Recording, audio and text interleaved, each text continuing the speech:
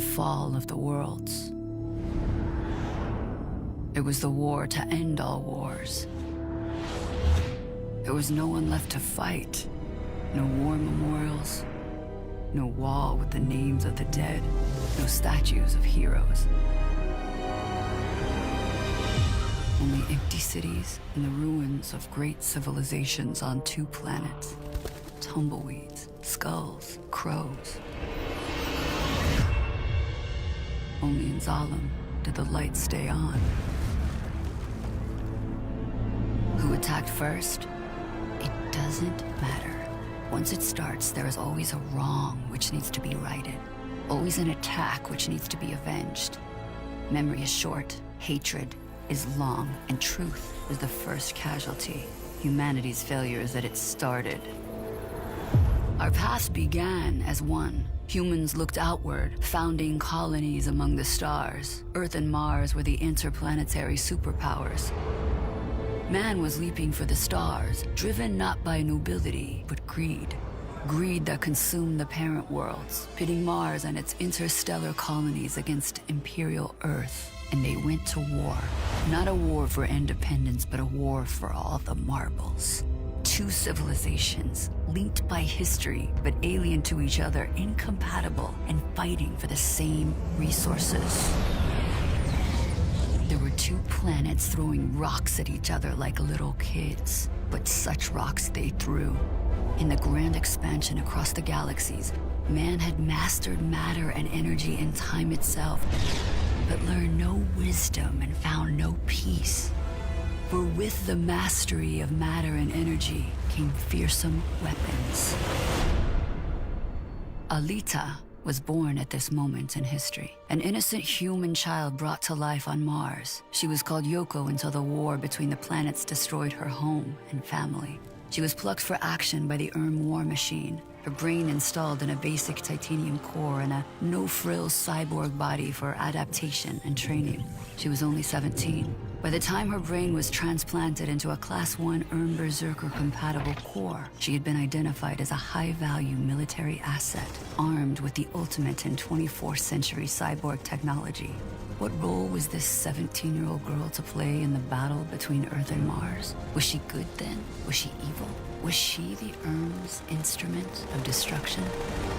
The endgame of the war came with a bioweapon penetrating Earth's defenses. Humans were dying, and the spread was unchecked. Defensive action was taken, but there were no means to contain something of this magnitude. The Sky City of Zalem was sealed to prevent the virus from getting in, while the disease spread around the globe, a viral tidal wave that quickly surpassed any efforts to quell the devastation. Mortality rates rose to 70%. There was carnage in the streets. Poor and powerful alike died by the millions and lay unburied. Zalem above watched as the lights of the world went out.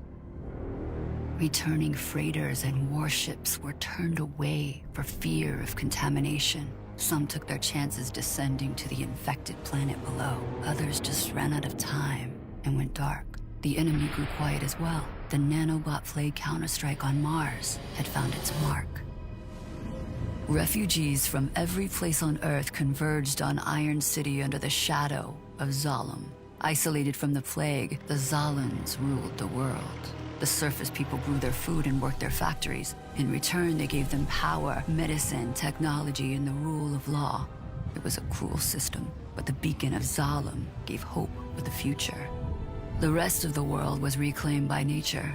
The great cities collapsed and were overrun by forest. There were pockets of humanity, sometimes in the ruins of cities, sometimes in small towns and villages. They struggled with disease and starvation. Those who could do so journeyed to Iron City. Thus, Zalem has endured for 3 centuries. The world is at peace, a rigidly enforced one. There is no growth and no progress. Though life on the ground is mired in squalor, the Zalans float above, isolated and serene. Unaware of a lonely cyborg core, a warrior of the forgotten war, discarded in the scrap, life still blinking within, ready to rise again.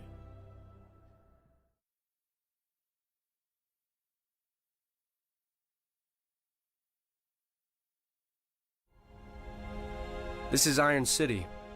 I spent my whole life here dreaming of being somewhere else. I'm the guy that can get you what you need. You work in my business, you have to know the streets. Which ones have the buried treasure, and which ones to stay out of. Barrio Purgatorio. This is workers' town. You live, you die, you never get ahead. I was one of those kids playing motorball over there. A lot of families around here. Watched my dad work himself into an early grave. Wasted limbs replaced by cyborg parts. Turning himself into a machine. Scrapyard. I come here all the time. You never know what you can find. Mostly I like to think about what life is like in Zalem. All this garbage comes from right up there. Factory district. This is the big industrial part of town. There's warehouses, factories, not much else. There are people who live here too. Rough crowd.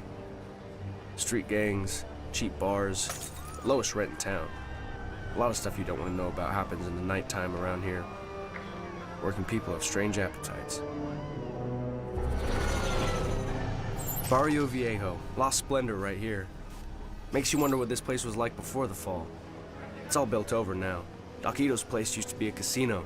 There are apartments on top of apartments, restaurants, street markets. I like being here. I like the energy. I like the bustle of people. Barrio Oscuro. It's known as the Shadow Quarter, but there's no great mystery. Just the most hours of darkness under Zalem. I'll be honest, it's pretty depressing. There are factories, there's apartments. Workers live here when they can't afford much else. Corazon de Acero, Heart of Steel. Good place to get in trouble. When I was young, we used to whisper secrets about coming here when we got old enough. The rowdiest place of all is the Cantus Bar. That's where the Hunter Warriors hang out.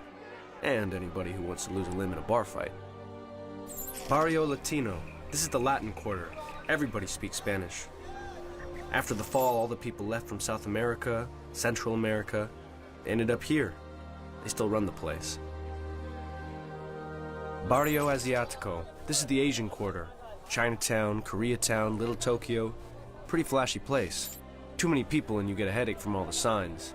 The food's good though. Medina, the Islamic section between Claro and the Scrapyard. Also contains the African street market. Motorball Arena. This is where the action happens. The superstars of Iron City all play right here. Josh Gunn, Adjicuddy. You should see this place when it's lit up for the big game. 300,000 people screaming in unison. Life isn't pretty down here in Iron City. It's messy, human, noisy. You do what it takes to survive. But you know, you look up at the great Sky City and that's a promise of hope. Right there, just out of reach. Down here, you don't make much, but it's real. Just watch out for the dark corners.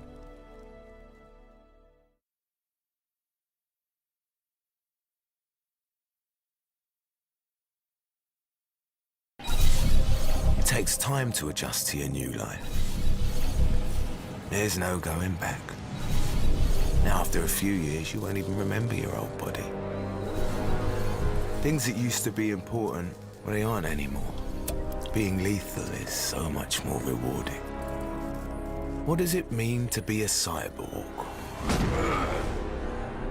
Well, it's all about perspective, isn't it? Here are some things you'll never have to worry about again. Most diseases, loss of hearing or sight, body odor, bad breath, dandruff, toe jam, runny nose, sore muscles, farts, burps, vomits, hitting your funny bone, coughing, lung cancer, broken bones, diarrhea, heart attack. All a thing of the past. I'm a hunter-warrior, a bounty hunter. I work on commission, but that doesn't mean I don't enjoy it. Bounty for the cyborg was 20,000 credits. Things you still need to worry about are eating. For the curious, it all gets collected in a waste bag. You can eat as much as you like, just bring extra trash liners. Drinking, about half a litre a day will do. Eliminating your waste. Same deal. Girls squat, boys stand, but go wild, rig it up however you like. Everyone's got their special mods. Breathing, fear, aging, memory loss, insanity, dementia, death. You are not immortal. Bounty for the cyborg was 20,000 credits. Yeah, some new things to worry about. Reduce sensation. Things just and they just don't feel the same. There's power failure, loss of lubricant, loss of hydraulic fluids, jackers. Yeah, they'll strip you of your valuable parts, unless I strip them first.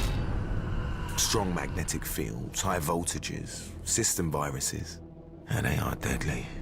Bounty plus 20,000 credits. Mod addiction. Yes, the need to upgrade your body is very satisfying. Now, what can I say? It's the best thing I've ever done. I look any way I want, and I choose to look like a god.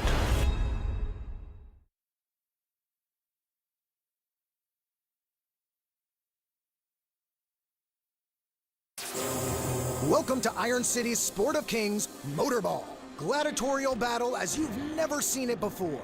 It's machine versus machine in pitched battles to the finish. It is a proliferation of ferocious machines as weapons and techniques become ever more fierce. Let's see how the game is played. Rules of the game number 1. In team competition, 2 teams of 7 compete on each side.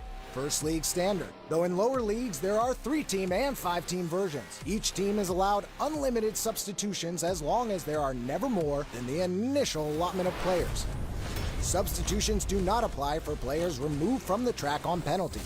Cutthroat matches range from 5 to 12 players. No rules. Each player out for themselves. Larger variations have ranged upwards of 45 players on the track at once. Rules of the game number 2. In all league play, armor or pads are required. Helmets are optional. Propulsion systems are permitted, providing review and approval of league office. There's no limit to the number of wheels used. Players must have arms and legs. No pure-wheeled vehicles or tank tracks permitted.